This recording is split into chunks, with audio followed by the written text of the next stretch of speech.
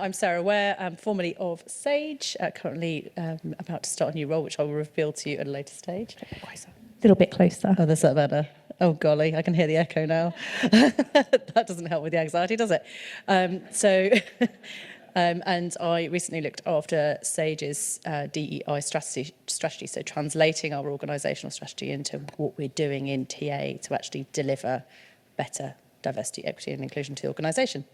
Thank you. Jess. Hello, that sounds really high pitch. I'm Jess. I'm head of people and culture for a social media agency called Coolr, and I've been in the D&I space and talking about it probably for the last 5 years, but I've been in the recruitment space for about 18 years. I know I don't look old enough. Thank you so much. And yeah, I've been talking about it for a long time. Prior to being at Coolr, I worked for a D&I consultancy. And yeah, if I can talk about it, I absolutely will. So ask questions, but not the tough ones. No, I'm joking. Ask all the questions that you want. And Dan. Cool. Good afternoon, everyone. I'm Dan. I'm the Global Inclusion and Diversity Talent Acquisition Lead at a company called Avanade. We have about 20,000 FTEs globally.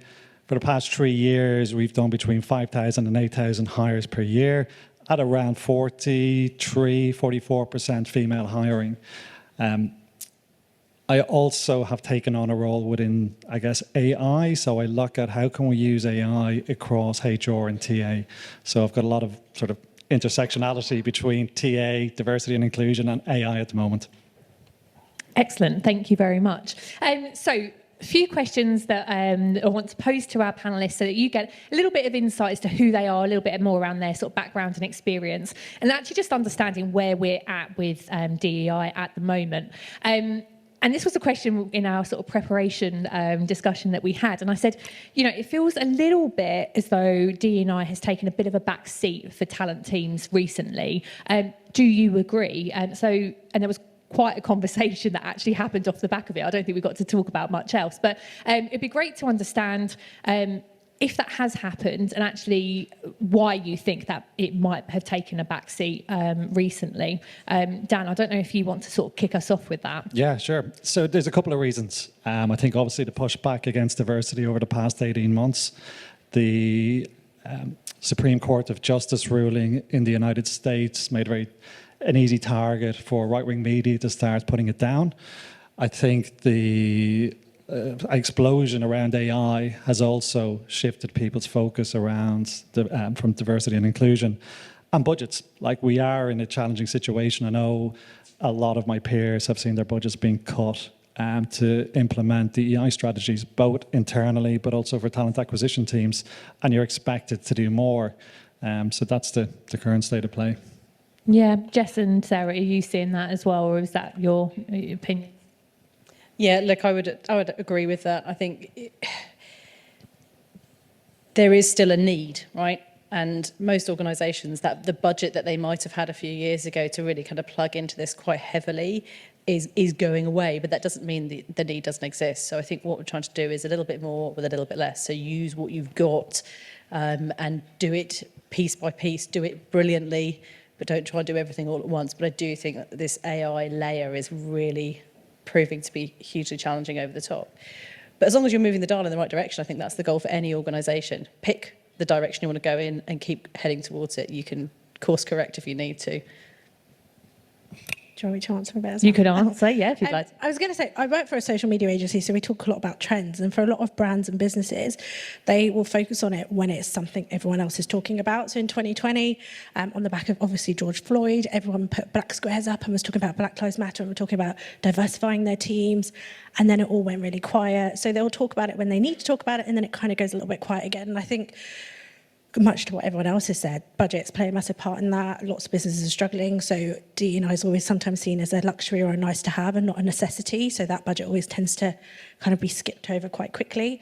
But I think if it's a fundamental part of your brand and your business, then it should run through all of the time. But it will ebb and flow. People will go, oh, this is really important, we need to talk about it. Okay, and then it goes quiet and so on and so forth. Go on. I was going to say, it does feel a little bit like it's one of those things that's added on to the end of a process rather than being a fundamental part. You know, everyone on the same bus, going in the same direction, and doing it consistently across all elements. I think legacy-wise, a lot of organisations, this has been a nice to have on the end. It's not being implemented at the right point. Yeah, absolutely. Excellent. So moving on to the next question that we had set out, and please do feel free to pop your questions on slide, and we'll come to those in just a second. Is some of the biggest changes and developments within D&I that you've had in the last perhaps 6 to 12 months? Jess, I'm going to ask you this one first and foremost, but what have been some of the biggest changes? Obviously, perhaps a little bit of shift in mindset, budgets, and other, but aside from that, what have been some of the biggest changes that you've seen? Probably on the most positive, I think there's access to so much more now, and probably a better understanding than there was 5 years ago, 10 years ago, etc. So I think this time, even if you compare it to this time last year, there's a lot more information out there. People tend to be a lot more informed, which does make some of those conversations a little bit easier to broach. And particularly if you're going into your executive team, they've kind of all heard about it now, whereas 5 years ago, it seemed like something the talent team or the HR team were kind of just picking up on. So I think there's a little bit more information out there than there probably ever was before. But that, I kind of want to stick to the positive, because I always think it's always easy to say where it hasn't quite changed. But I think that's probably one of the most positive things I've probably seen in the last 6 to 12 months. Dan and Sarah? Yeah, that's actually quite interesting. I think for certain organisations of a certain size, it's nearly business as usual, their commitment to diversity and inclusion. What I will say is I do feel that the DEI community are nearly the victims of corporate gaslighting, because they've been put into these positions and there's a huge amount of expectation placed on them to develop multiple strategies with very limited budget and to be effective. And I think from a talent acquisition perspective, that's where we can lean in and support our DEI colleagues, because for me, the measurement of success is around the retention of the underrepresented candidates we bring into the business. I want to see them getting promotion ready. I track our attrition rates across different groups so that I'm able to hold our stakeholders accountable. Like, what programs have they put in place to, I guess, maximize all the work that we in TA have done to go out to market and find these people, because it is expensive. You know, our budgets do account for quite a lot. And if we can't make them realise that they need to invest in internal programs, then we're always going to see a attrition rate, and we're always going to be going after the same people. Yeah, excellent. So moving on, so I can see we've got quite a lot of questions that have come through already. And obviously this panel is around sort of progressing your D&I strategy. So I mean, sort of thinking in the next 6 to 12 months, so a little bit sort of future setting, how do you think the audience or top organisations that really have D&I at the heart of it are really going to be able to progress in the next 6 to 12 months? So Sarah, I'll come to you first. Yeah, thank you. I'm sure everyone is seeing this increased trend around being much more consultative with your business rather than this delivery, order taker, recruiter function within your business. As organisations drive towards that true talent advisory, it's a great opportunity. Get them to really think about the strategising on a role-by-role basis. Look at your data. Where do we need to change? What can we adopt? Creating skinny funnels, being much more proactive with your headhunting. If you know that your outbound talent marketing is drawing in non-diverse candidates, do something about it. Don't post your role for a month and get 600 middle-aged white male candidates coming through. Target it more effectively, and you've got the capacity to do that. We're talking about things like time to hire and the measurements, and we're doing all these things, but actually we're not stripping it back and saying, how can I influence this before I even press go on this role? So I think in the next 6 months there's going to be a big shift towards that. Slow things down up front, and then you'll get better results and faster results further down. Brilliant. Jess or Dan, anything to add for the next 6 to 12 months, so the changes that you think or how people can progress their D&I strategy? Kind of everything Sarah said, which is a bit of a cop-out. But I think that's true. I also think education plays a massive part in all of this. Be prepared to have difficult conversations and be more prepared to do that. So part of just strategies in general is preparing yourself for having those conversations and being able to have them well, which isn't easy to do. I hope it it moves forward and forward well. I think I always say slow things down, which and everyone in the room is a recruiter knows that's just, everyone goes, I haven't got enough time, we needed this person 2 weeks ago. But being really open about that at the very start, I think is really, really important. And manage expectations and be honest about it.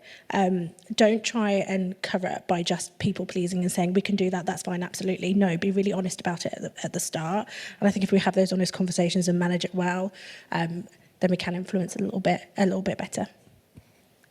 I also think just acknowledge, or get your business to acknowledge that diversity isn't a compromise over their selection of hire.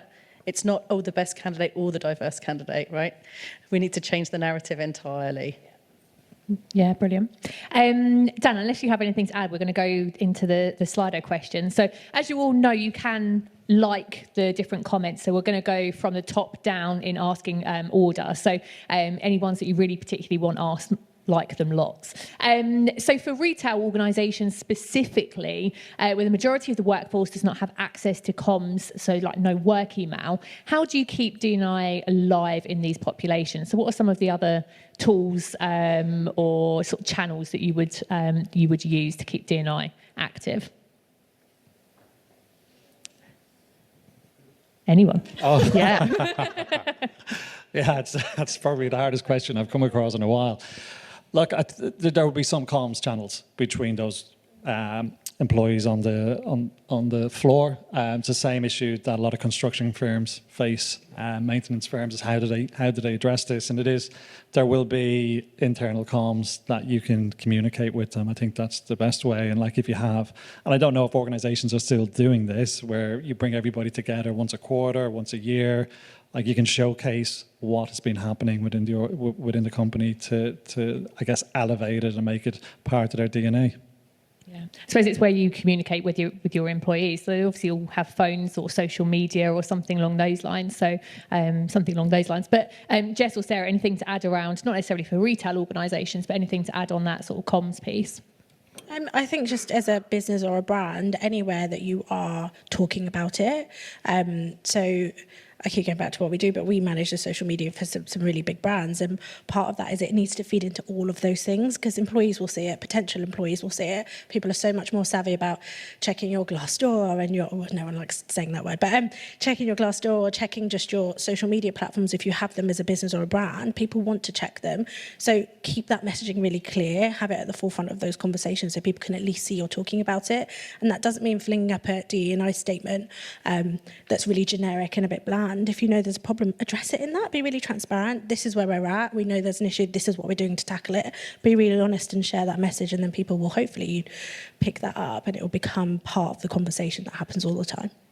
Yeah, brilliant. We knew AI was going to come up. I always think it's going to, and then it always does. So, Dan, I might ask this one to you first around any specific examples of where you've used AI to help with your D&I strategy. Before I go into that, I will say we definitely don't use it in any decision-making process within the interview process because it's inherently biased.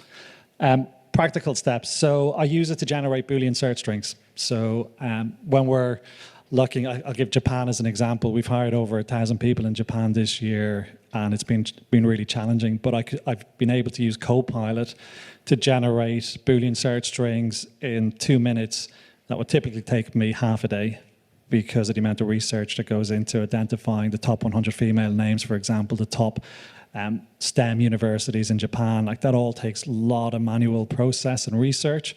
With Copilot, it's done instantly. So we now train our recruiters to use Copilot to generate Boolean search strings so they can plug and play it into LinkedIn and create projects and outreach programs based on that. So that's a real practical use from a diversity perspective. We also use it, or you could use it, to generate in-mails or outreach emails that are more inclusive. If you don't have access to the very expensive Textio platform or something similar, Copilot can now do that, or ChatGPT could do that as well. We, again, creating questions, technical questions. I'm not technical at all, but I sort of have enough experience that I can ask a candidate technical questions and figure out, like, if they're accurate or if they're not accurate. I give them a scale so that I can prioritize which candidates to shortlist and put in front of hiring managers. It's really complex. One of the biggest challenges that I see in my role, like there are a lot of vendors in this space who tell me they have AI and they can solve problems. But there's a lack of, I guess, responsible ethics in their approach to developing these solutions. And one of the first questions we ask them is, can you show us your process? Can you show us your diagrams? Can you tell us how you created these large language models? Because a lot of them are just plugging straight into ChatGPT, for example, and like it's insane how inaccurate the information coming back from these tools is. So you've got to be very careful about the use cases within recruitment, especially when it's looking at diversity. And I don't think we're really anywhere near feeling comfortable about introducing decision-making processes that is AI generated at the moment. Yeah, that's really interesting around asking the vendors exactly what they use, how they do it. I think that's a really key point. Sarah and Jess, I don't know if you're using AI in any of your D&I initiatives at all, or if you like AI, or any sort of thoughts around it. It can be quite controversial, can't it? It's some people like it, some people don't. So, and you're giggling at me, so I'm going to ask you. This is a really tricky one for me. I'm a big fan of AI, but I'm not really actively using it. I use it to make my slides look amazing if I'm presenting, right? But I'm not using it at the moment. But I do think we're going to have to get on board, because it's starting to creep in. Our candidates are using it. I'm leaning more towards kind of automation and things like that for assessment tooling. But you're absolutely right. It's got to be ethical. It's going to have so much positive implications for TA overall, because what I'm seeing and what we're looking at is how do we automate so many manual tasks and give that time back to recruiters to have better advisory conversations with not only hiring managers, but also with candidates. And in previous roles, I've had to create squads of individuals who would coach underrepresented talent through our interview system. Now, if you're a big organization, that's really difficult to do. But if we can automate and save thousands upon thousands of hours using AI systems to remove manual processes, then the human interaction level will go up and we will see better hiring outcomes for diverse talent. Yeah. Jess, anything to add, or are you not? We don't. No, the only time I've used it, and this is probably in the most basic form ever, is to actually inspire some of our tasks. So in one of our interview processes for certain roles, we have a task, and actually we just realised we were doing the same task that we've always done and kind of hadn't refreshed it, and wanted a bit of inspiration. And so used ChatGPT to just say, we're hiring for this role, this is our requirements, what task could get the best out of the candidate. And we didn't use it verbatim, we didn't take it and just do that, but it was really good inspiration when actually you just can't think of something. And also, I'm not a strategist, neither is our CEO. So sometimes our knowledge of that particular role is fairly limited. We know we need one, but we don't know the ins and outs of it. So we've just used it more in that kind of a really general form. But I actually think it's a really good tool if you're having one of those days where you're like, I need to think of something new and I just need a bit of inspiration or a starting point. Yeah. So we've just asked it for some tasks and then kind of reworked it to make it work for what we're hiring for. Yeah. But that's in the most basic form, but it's still quite useful. Yeah, absolutely. We'll move on. I think we could probably have a whole discussion around AI. The next question we've got is some proactive talent development strategies that you've implemented to drive the D&I agenda. So I don't know if anyone's, Sarah, perhaps if you've sort of spoken on some of those sort of talent development strategies, if that's something that you've touched on at previous roles. Yeah, this is something that's more of like a hypothesizing on my standpoint, but I do think that those top two are actually really closely interlinked, because when you're talking about your kind of junior population and how do you optimize your DEI strategy, there's two bits of this, right? There's your internal talent that you're progressing and your external talent. From an internal talent standpoint, that's where this piece kind of comes into play, right? And I see a big shift in talent acquisition, talent development, and talent management really driving towards this kind of convergence point at the moment. And so take the advice from the experts here, work with them, partnership with your people business partners, but also with those other talent specialists in your organisation is going to be absolutely critical to crafting something that will give you better DEI. So start very, very much earlier in your process. I think most organisations, you've got great diversity at the junior level, you're bringing your graduates in, it's much easier to measure, you've got a high level of accuracy and B, compliance. If folks in the middle of your organisation don't feel that your organisation is a psychologically safe place to be, they're not going to self-disclose. Therefore, your data is poorer. Therefore, you don't know where you are. How are you going to then move that dial, right? So in terms of talent development strategies to implement, probably not the best person. I just know I need to get it done, right? I think we're all in that boat. You have to engage with your specialists in the organisation. Yeah, excellent. In terms of sort of the junior, and as you touched on it there, Sarah, the junior diversity is somewhat improved. And I know Ian mentioned, if I can see Ian, there you go, mentioned obviously Gen Z is a lot more open and a lot more focused on D&I initiatives and won't apply for roles if they don't see that organisations are involved in it. How do you then make sure that D&I is actually at the top level as well? And obviously, that could be part of the talent development and talent management strategies. But Jess, for like exec hires or anything along those lines, what are some of the strategies that you've seen in place? So we've done a few things. So as an agency, we're fairly small. Well, I say we're small. We've gone from 45 people to 120 in 12 months. So it's been really busy. But we, like most people, have got great diversity in some areas in our junior, not in our exec team. One, the first thing is acknowledge there's a lack, first and foremost, because people don't always want to do that. Two, get into the nitty-gritty. What are you lacking in that? So for us, we've actually got more women in leadership than we have men. We've probably got really good diversity amongst most categories or characteristics. However, we really lack ethnic diversity in our leadership team. So the first thing was being really honest about that. The second was partnering with people who could support us on that. So we're in the creative industry. We partnered with a really great friend of mine who I used to work with, Alicia, and she runs a company called Black Create Connect, which is around Black creatives at all different levels. So we've kind of really made it clear about what we're doing and why we're doing it, and targeted people to make sure that we can diversify that. But we're really honest about it in the recruitment process. We're honest about it as a business, because some people aren't. So you kind of have to know where to start. The other thing that we do internally is making sure that we are championing, I can't speak today.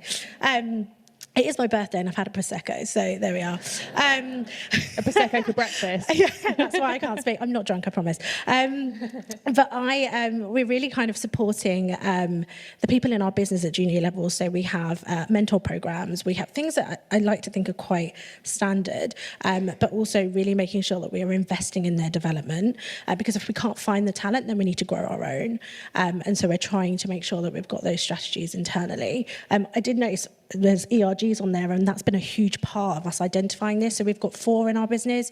We've got Black at Coolr, LGBTQIA+ at Coolr, parents and carers at Coolr, and neurodiverse at Coolr. And in those groups, we're really lucky that people are really open and have joined them. But actually, the feedback from those groups has been integral in us actually creating change that is specific to those groups. Otherwise, we're making assumptions about groups and how we can make change that actually isn't where the change needs to happen. Yeah, brilliant. Thank you for that. I'll move on to the next question. And I know Christina is touching on it in a second in any case. We've got a full 20-minute presentation. But how do you on the panel measure a positive DEI outcome? What's the value output? And I appreciate it's going to be very different in different organisations. It's quite a big question. Dan, I'm going to come to you first, though. Okay, so I guess it touches on the previous question as well. We measure the promotion rates across all our levels, and that's a good indicator for doing work. Now, we're an organisation of nearly 20,000 people. We're a tech company. So we're looking at proportionally, are we improving year over year? Because numerically, we've done the modelling. It will take us 10 years to have I guess, 50-50 gender split within the organisation. So that's what we measure.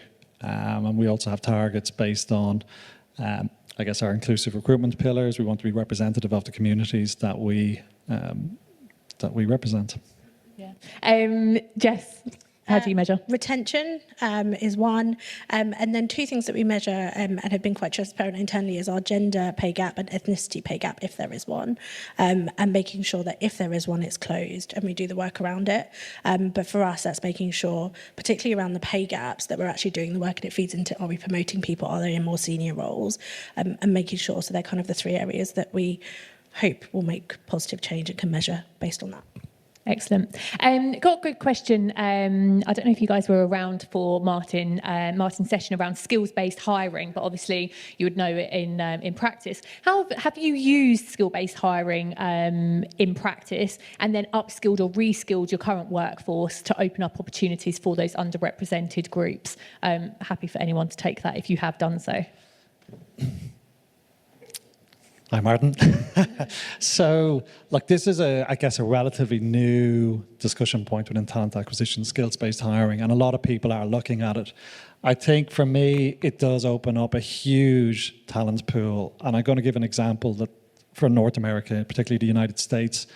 The Black African American population is about 14%, but when you look at those who've completed a degree, it drops down to about 4%. So you have a huge talent pool that we're not accessing, and actually using skill-based hiring, we could open that up even more and really change the I guess the ethnicity of our organizations, because we've got to be realistic. And it's the same with socioeconomic. You know, they don't have the opportunities, so skills-based hiring definitely would allow us to improve.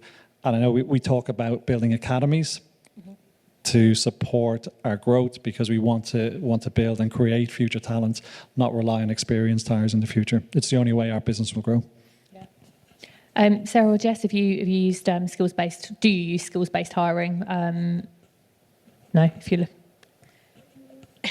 Yes, but it's early stages, right? So if I think about an example of looking at our contact centre hiring, for example, making it much more driven around values and behaviours and skills as opposed to experience is much easier to do in early careers hiring, but it does apply in other areas. So yeah. I feel like that's a general kind of TA trend, is that a lot of people are looking at it. They haven't quite gone into it yet, and it can be sort of a little bit trickier to go through as well. One question, and we've probably only got time for a couple more questions now, and I'm going to ask the one around the difficult conversations. So regarding those difficult conversations, do you have any advice on guidance for how to have these effectively? Jess, I'm going to come to you because I know you've spoken to me about it before. Yeah, we use two concepts. So we talk about calling things in. I don't know if anyone's heard of that before. So the tone of how we address some conversations tend to be, I want to say, gentle and a bit more around informing rather than kind of making people defensive. So, for example, when and I've done it before, gone into executive rooms and I've spoken to people and they go, yeah, but this is not what we want, or they kind of get really defensive.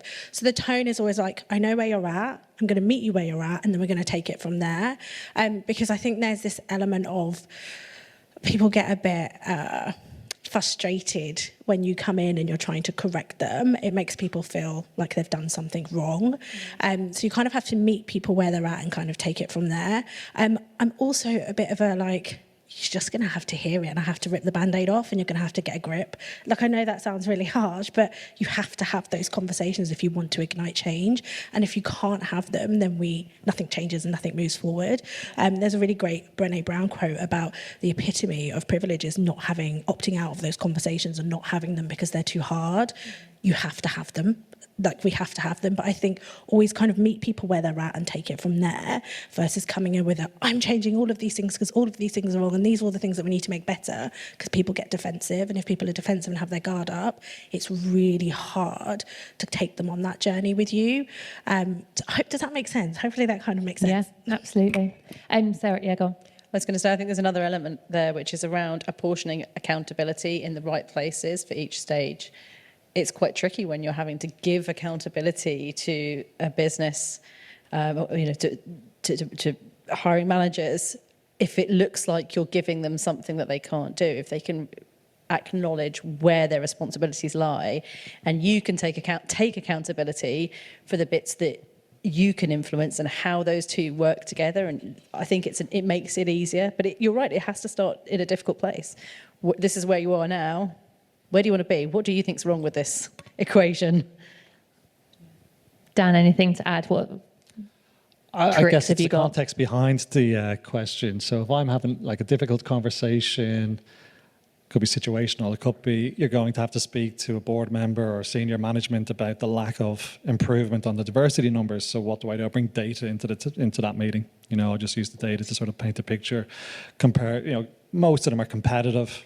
So I'll show them somebody who's performing really well, and I'll go through everything step by step, and I'll say, look, this is where the first step in your performance improvement plan will start.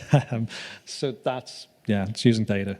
Yeah, it depends what a hard conversation it is. Amazing. So we only have a few minutes left. So what I'd like to do is actually just ask what your sort of top tip to our audience is. So how would you and what would you say to our audience for them to help progress their D&I strategy in their organisations? And both the ladies are looking at you there, Dan. So it looks like you're going first. Okay. I guess I'm going to answer this on the basis that we all have to work with a restricted budget at the moment. So it's getting back down to basics. And what I've seen in our business, and again, it's looking at 3 years worth of data, is that if you can provide a short list of candidates to your hiring managers, you will have better outcomes for diverse talent. When you only push through one candidate at a time, it typically means that you're not giving other talent an opportunity to perform in those interviews. And it's as simple as that. You will see much better hiring outcomes because of the effort you're putting into to sort of having a very structured process that's measurable so that you can find out if there's any biases throughout that. So, yeah. Excellent, thank you. Jess, what's your top tip to the audience?